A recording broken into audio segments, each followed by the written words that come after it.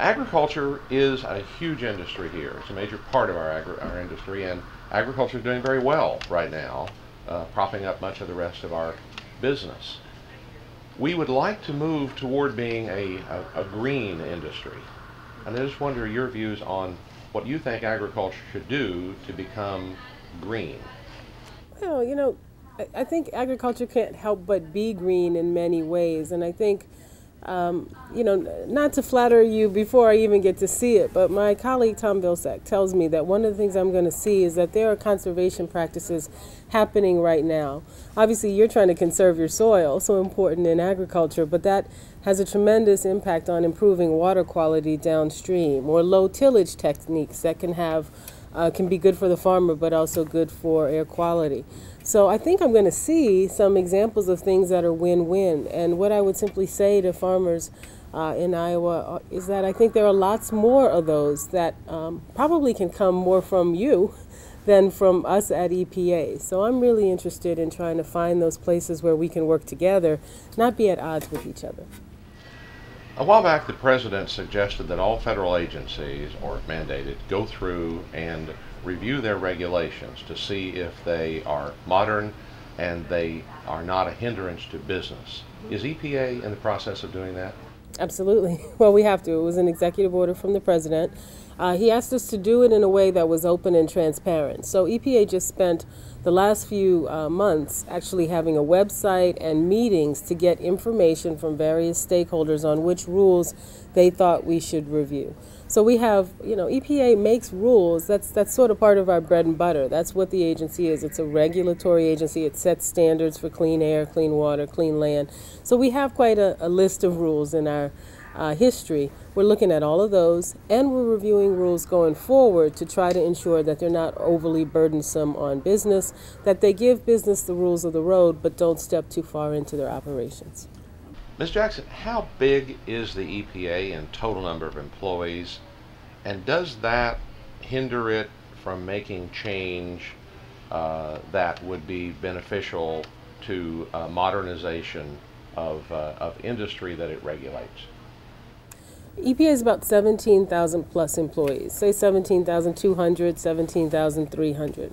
About half of those employees work in the Washington, D.C. area, more on policy and standard setting. The other half are in our regional office and our laboratories. Most people don't realize that EPA has a pretty big environmental research component, a component that does research on everything from cars to risk assessment and water quality. So we have a lot of scientists. We say we have the most scientists outside of any agency except for NASA, actually. Now, your other question is a great one. I don't classify 17,200 as small, so certainly we've grown larger.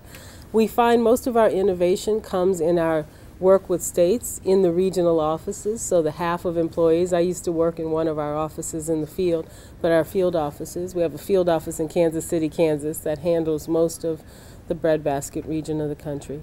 And I do think innovation for any organization is tough, but not impossible. And the president's really clear that government needs to work for people and needs to be nimble and mobile and deal with today's challenges, not yesterday's. Okay, easy questions over. Now let's move to this House Ag Committee. They have been very aggressive, not necessarily toward you, but toward your department, of what they think you're doing that's anti-business, or that they want you to reevaluate.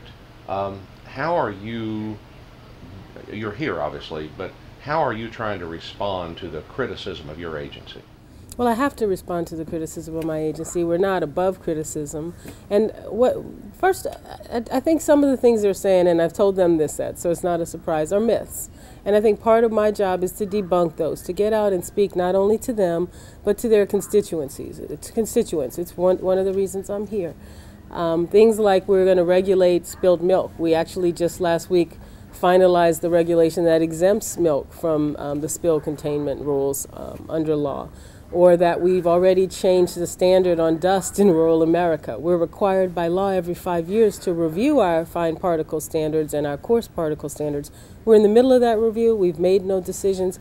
So it's not fair to get people worried that EPA is running around over-regulating when we're really just doing our jobs. On the other hand, one thing I took from them is that communication is always good. And if you want to communicate with people, you have to go to where they are and let them see your face and let them understand that you want to know them and hear about their operations. That's part of the reason I'm here.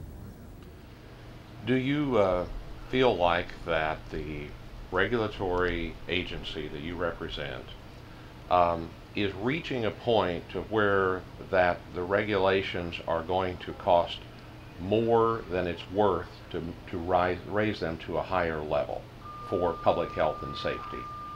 How do we find that balance between what is logical and needed by the public or that which is over-regulation, meaning that it hinders business? Yeah.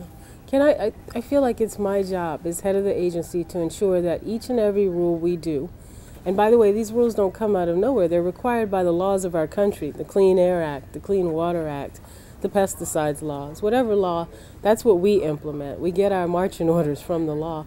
But it's my job to look at those rules as they go out for proposal, before they even get proposed to the public, and make sure that there's been a cost-benefit analysis if they're a big rule. There's a jobs analysis if it's a really big rule. We have standards for how we analyze our rules.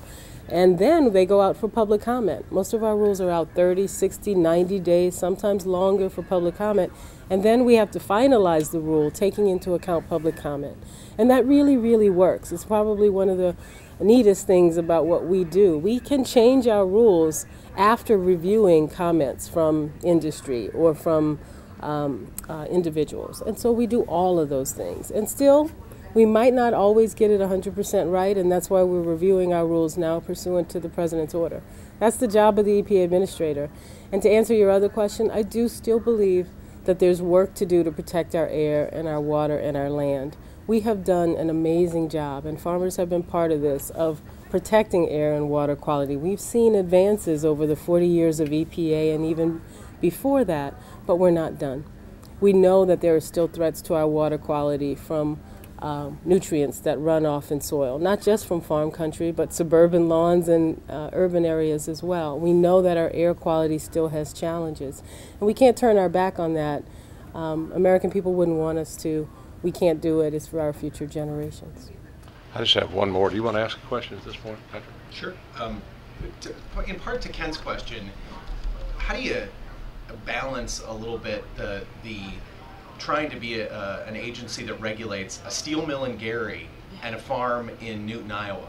You know, I mean, it seems like those are two such different jobs. Is there almost a need for a separate agency that would deal just with the environmental challenges of farming, so that the rules don't get confused, or so that the rules, you know, farmers don't look at some of the rules for air quality and go, well, that's just nuts. Some of this, as Ken said, is a little bit common sense. So how do you balance that as such a big agency? Yeah, you know, it's important. With a big agency comes the ability to have regional differences. As I said, our office in Kansas City is one of our loudest voices on and with agriculture. They do a lot of work on the ground, understanding, and with the NRCS. We do a lot of work in Washington with the USDA, with the Department of Agriculture. I consider Tom Vilsack a real partner in the work we do. He's a colleague, but a partner. I was thrilled that he invited me out here, especially because I'm able to come and see it through his eyes. And he's such an advocate for rural America and for farming. I don't know that you need a separate agency, but you definitely need to see sectors as quite different. And at EPA, we do. We regulate sectors as different as auto manufacturing and engines, which impacts farm country, right? Diesel engines have gotten cleaner. That actually protects the health of people in rural America as much as it does a kid on the street in a big city. So we can do that job, but it doesn't mean we have to ever be cocky about it. We do have to balance. We have to listen, sometimes more than we speak. How much does this push your personal horizons, coming out and learning more about agriculture? Where is that in your background, and how has that been a challenge for you directing the EPA?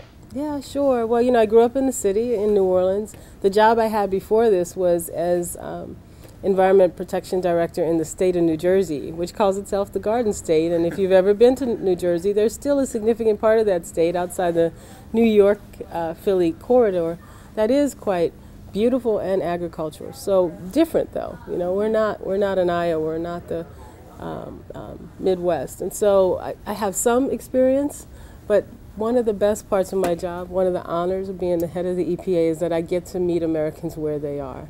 And Americans are amazing people and resilient and strong, and they love their country. And when I go out today, I know I'm going to see that as well. I just have one other question, and that is agriculture is watching your Chesapeake Bay initiative quite closely because it is goal-oriented to reduce sediment, to reduce other things going into the Chesapeake Bay. It seems like it's rather onerous on those states and industries who contribute to the degradation of the bay. And I wonder if you could talk about what your goal is with that Chesapeake Bay initiative, and then if you intend to expand that out to the watershed of the Missouri and the Mississippi. Yeah, thanks for asking. Let me give you a little bit of background on the Chesapeake, but let me start by answering your second question, because I think it's the one that's foremost in people's minds. The answer is no. We know that the Chesapeake is special. The Chesapeake Bay area is special because there's a section of the Clean Water Act that specifically deals with the Chesapeake Bay. It set goals and standards. There's been a long-standing, almost 30-year agreement amongst the states and the District of Columbia, the federal government agencies on the bay, that said we were going to reduce the pollution in this bay. And we've seen some improvement, very minor. But we have, well, I won't say very minor, I'll say some improvement, because I don't want to minimize the good stuff that people have done. But we need to do more. And when I became administrator, the states were already saying, you know, we were supposed to be done by now. And so we set, and they set, tougher standards on themselves. Now, you know, there's a bit of politics going on here, and now states are concerned about their budgets, and also I think looking at the agreements that are made, and we're going to have some tough discussions with the states in the Chesapeake Bay region, hopefully to keep them at the table. We really need to clean up that bay. It is an extraordinary resource. But we don't see the same thing in other regions. What we're seeing are cooperative efforts. Iowa's a leader in this, and coming together with the states, with the EPA offices in the field, to try to find solutions that keep the nutrients on the farm where farmers want them, keep the soil on the farm where farmers want them, and have a tremendous impact in my hometown region, New Orleans, along the Gulf Coast. So I think there's still so much more room for cooperation and partnership. We have to hold ourselves to a standard. It shouldn't just be that we're going to work and not make sure our efforts are having an impact. But I don't think there's a need to expand the Chesapeake Bay model nationwide. And in fact, we just offered a memo to try to give some comfort in that regard to other states.